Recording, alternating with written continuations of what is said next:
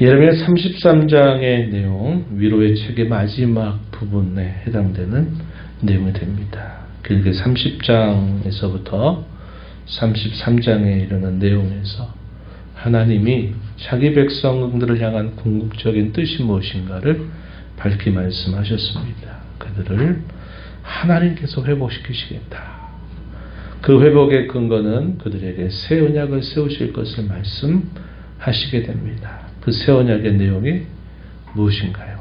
하나님께서 그의 아들을 이 땅에 보내셔서 사람이 아니라 하나님이 보내신 그리스도를 통해서 친히 그 약속의 근거를 마련하시겠다는 사실입니다. 그래서 이것은 결코 흔들리거나 변할 수 있는 것이 아니라 반드시 성취될 약속이다 하는 사실을 계속 여러 장들을 통해서 이런 내용들을 말씀해 주십니다.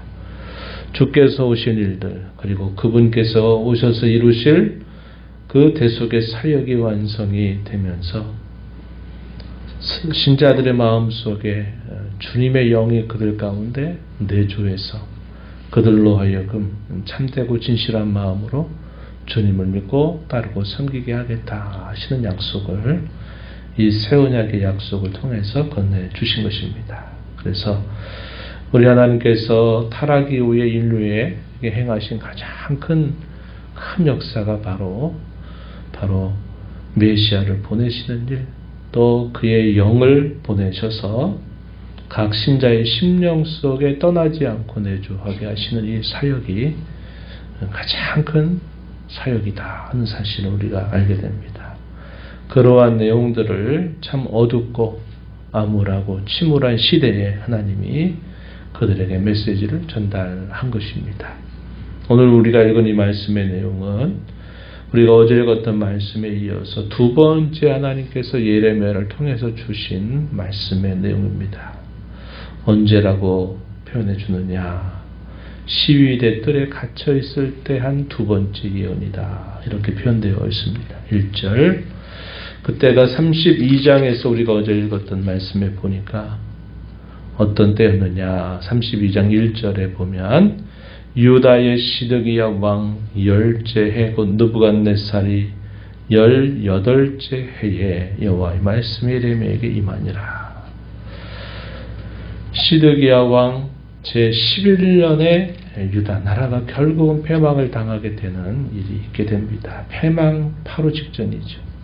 상황은 어떤 상황이었느냐? 이미 바벨론의 군사들이 예루살렘을 에워싸고 있는 상태, 포위 공격을 하고 있는 그런 상태에 있었고, 예레미야는 이 바벨론에 우리가 대항해서 이길 수도 없고 그들에게 항복해야 된다 하는 사실을 예언한 일 때문에 왕의 미움을 받아서 왕의 감옥 안에 갇혀 있는 그런 상태에 있는데, 그를 통해서 첫 번째 했던 예언의 말씀은 32장에, 두 번째 한 예언의 말씀은 오늘 33장에 기록이 되고 있습니다. 뭐라고 예언을 하느냐? 2절, 3절에 우리 많이 읽어본 말씀이죠. 이 일을 행하시는 여호와, 그것을 만들며 성취하시는 여호와, 그의 이름을 여호와라 하느니가 이와 같이 이르시도다. 너는 내게 부르짖으라. 내가 내게 응답하겠고 내가 알지 못하는 크고 은밀한 일을 내게 보이리라. 이렇게 말씀을 주셨습니다. 여호와 하나님은 어떤 분으로 친히 말씀을 하셨나요? 이 일을 행하는 여호와다. 그것을 만들며 성취하시는 여호와다. 그의 이름을 여호와라는 이가 말씀하시기를 내게 부르짖으면 내가 너에게 응답하겠다. 내가 알지 못하는 크고 은밀한 일을 너에게 보이겠다. 크고 은밀한 일, 새 언약의 약속에 대한 것이다 하는 것을 우리가 알 수 있겠죠. 그래서 하나님께서 분명히 그 백성들에게 회복의 약속을 주시면서도 뭐라고 말씀하십니까? 부르짖으라 말씀하는 겁니다. 하나님께서 자기 백성들에게 은혜를 주시는 방식이 바로 이와 같아요. 가만히 있으라고 말씀하시는 것이 아니라 내가 너에게 이렇게 해주겠다라고 말씀하시면서 그러나 너희는 내게 부르짖어야 한다는 사실을 강조하고 있다는 겁니다. 하나님이 은혜 주시게 한다고 하니까 은혜 주시겠지 하고 가만히 있지 말라는 겁니다. 하나님께서 은혜를 베풀어 주시기를 간절히 바라는 것입니다. 우리가 나중에 에스겔서 말씀도 또 읽어가게 될 것인데 에스겔서도 이와 비슷한 말씀을 건네주세요. 하나님이 내가 너에게 이렇게 해주겠다. 에스겔 선지서의 메시지는 이미도 포로로 끌려가고 있는 그 백성들 중에 있으면서 에스겔이 말씀하시는 내용이 소개가 됩니다. 그래서 이사야 선지자 또 예레미야, 에스겔 많은 예언의 말씀을 받아서 전한 선지자들이죠. 그래서 이들이 기록한 이 선지서를 우리가 대선지서다 이렇게 불러요. 그들의 메시지에서도 동일한 내용들이 계속 확인되고 있다는 것이죠. 하나님이 우리에게 은혜를 주시겠다, 회복을 해주시겠다 하는 약속을 주시면서도 그걸 위해서 간절히 기도하라는 것입니다. 그래서 그렇게 기도할 때 하나님이 응답해 주시겠다 이렇게 말씀을 하고 계신 것이죠. 우리가 잘 아는 대로 여호와라고 하는 이름의 뜻, 모세에게 하나님께서 그 이름을 분명히 말씀해 주셨죠. 나는 나다. 가장 간단하게 말하면 나는 나다. 또 나는 스스로 있는 자다라는 의미를 가지고 있는 이름이 바로 여호와라고 하는 이름의 뜻입니다.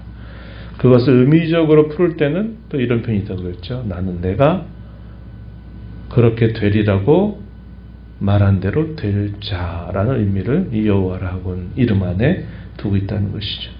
여기서 읽은 2절 말씀에서도 이 일을 행하시는 분, 그것을 만들며 성취하시는 분, 하나님께서 반드시 하신 말씀을 그대로 성취하고 이루시는 분이다 라는 말을 하실 때 이 여호와라고 하는 이름을 특별하게 사용하고 계시다. 약속에 신실하신 하나님, 하신 말씀을 변개치 아니하시는 하나님을 나타낼 때 이 여호와라고 하는 이름을 사용한다는 사실입니다. 그러면서도 그들이 지금 에워싸여 있는 공격을 받고 있는 상황들 속에서는 그들에게 이기지 못하도록 할 것이라는 겁니다. 그것은 그들의 죄에 대한 하나님의 벌주심을 분명히 의미한다 하는 사실을 다시 이야기해 줍니다.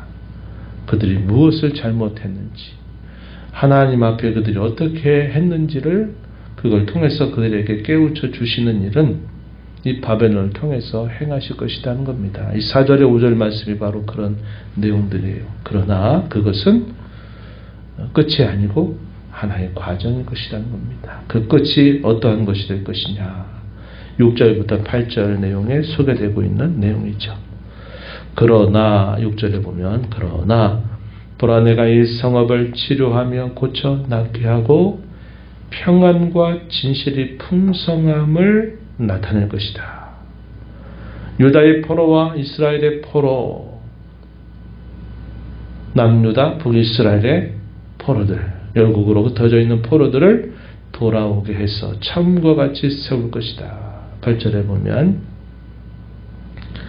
그 모든 죄악에서 정하게 깨끗하게 하며 그들의 모든 죄악을 용서하실 것이다. 이렇게 말합니다. 죄를 용서하실 뿐만 아니라 그들을 정결하게 하실 것을 약속하는 거죠. 진정한 회복의 의미는 바로 그것입니다. 죄에 대하여 면제받는 거기에 멈추면 또 그들이 또 범죄하겠죠. 또 범죄할 것입니다. 그들이 새로워져야 돼요. 그들을 정하게 하실 것이다 라고 말하는 겁니다. 정하고 그들의 마음이 새로워져야 그 죄로부터 벗어나게 된다는 사실이죠. 그래서 이런 회복의 약속을 여호와의 이름을 걸고 하나님께서 예레미야를 통해서 백성들에게 전달하고 있다는 사실입니다. 그 회복의 실제적인 일들이 어떻게 나타날 것인가? 유다의 성읍들과 예루살렘 거리에서 다시 즐거워하는 소리, 기쁨의 소리가 다시 들리게 될 것이다. 그런 회복의 주체는 다른 그 어떤 누구가 아니라 바로 너희 하나님 나 여호와가 너희에게 이런 회복을 반드시 이루어 주겠다라고 말씀하시게 됩니다. 목자들이 다시 그곳에 와서 살 곳을 찾고 양떼를 눕게 할 것이다. 평화와 번영이 이루어지게 될 것을 구체적으로 말씀해 주시는 내용이 소개가 됩니다. 그러면서 그 궁극적인 성취가 어떻게 될 것인가에 대해서는 이제 하나님이 먼 미래에 행하신 일들을 약속하고 계시죠. 그것은 다윗의 왕권이 영원히 계속될 것이다 라고 하는 사실과 제사장의 직분이 끊어지지 않을 것이다 라고 하는 약속입니다. 이 내용이 14절에서부터 마지막 절까지 약속하시고 있는 내용이 되겠습니다. 14절 말씀을 한번 보세요. 14절 여호와의 말씀이니라. 보라 내가 이스라엘 집과 유다 집에 대하여 일러준 선한 말을 성취할 날이 이르리라. 선한 말을 성취할 날, 이게 우리가 아는 신약시대의 하나님이 이루실 일들에 대한 약속임을 확인할 수 있습니다. 15절의 말씀에 그날 그때 내가 다윗에게 한 의로운 가지가 나게 하리니 그가 이 땅에 정의와 공의를 실행할 것이라. 다윗에게서 날 의로운 가지, 메시아를 표현하는 아주 대표적인 표현이죠.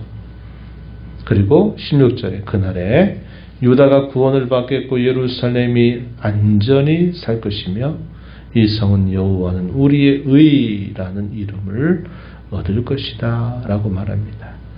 이 내용은 앞서서 우리가 읽었던 23장 5절과 6절의 말씀과 거의 비슷한 표현을 또다시 우리에게 알려주고 있는 표현이 됩니다.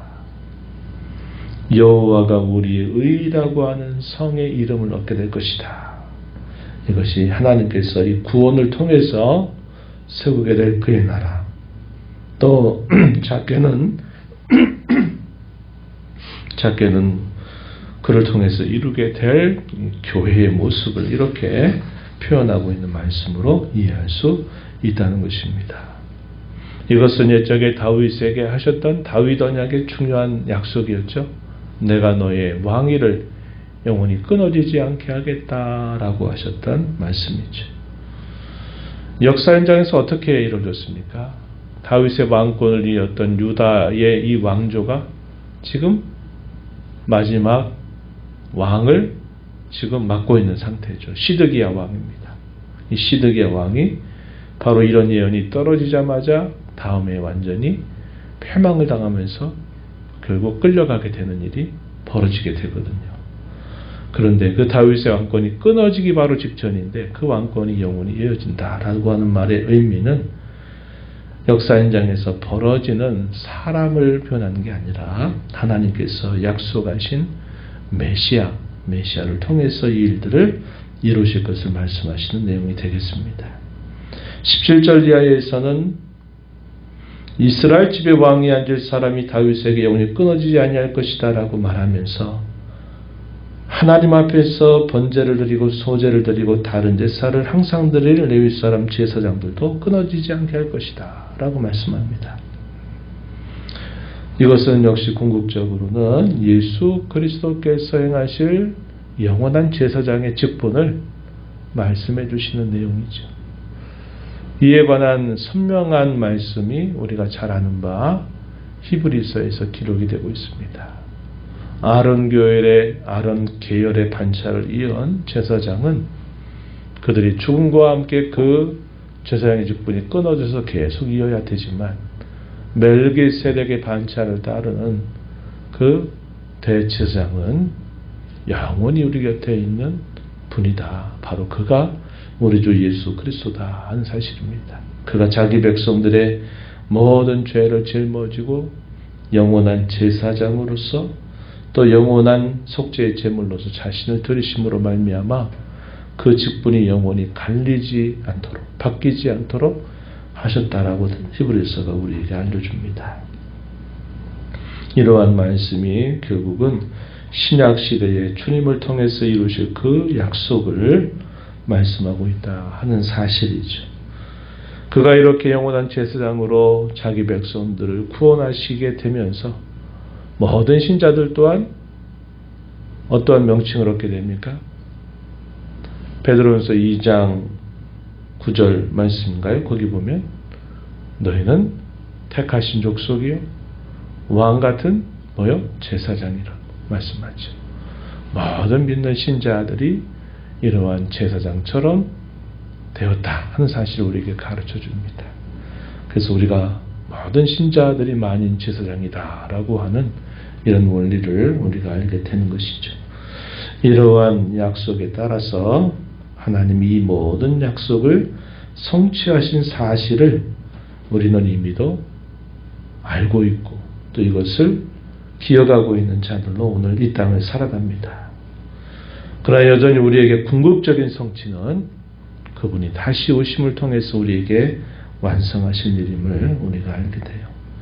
하나님의 모든 약속은 여호와라고 한 그 이름에 걸맞게 하신 모든 약속은 하나님이 신실하게 성취하시는 분이시다 하는 사실을 우리가 기억하면서 온 인류에게 하신 하나님의 그 변치 않는 약속, 그 온 인류를 향한 약속 속에 또 저와 여러분을 향해서 주시는 그 하나님의 변치 않는 약속을 우리가 오늘도 늘 소망 중에 바라보면서 오늘 우리가 읽은 말씀 2절 3절에서 특별히 3절에 너는 내게 부르짖으라 내가 너에게 응답하겠다. 내가 알지 못하는 크고 은밀한 일을 너에게 보이리라 하신 그 말씀 따라 늘 하나님 앞에 의지하고 부르짖으며 구하며 응답받아 살아가는 저와 여러분이 되기를 바랍니다.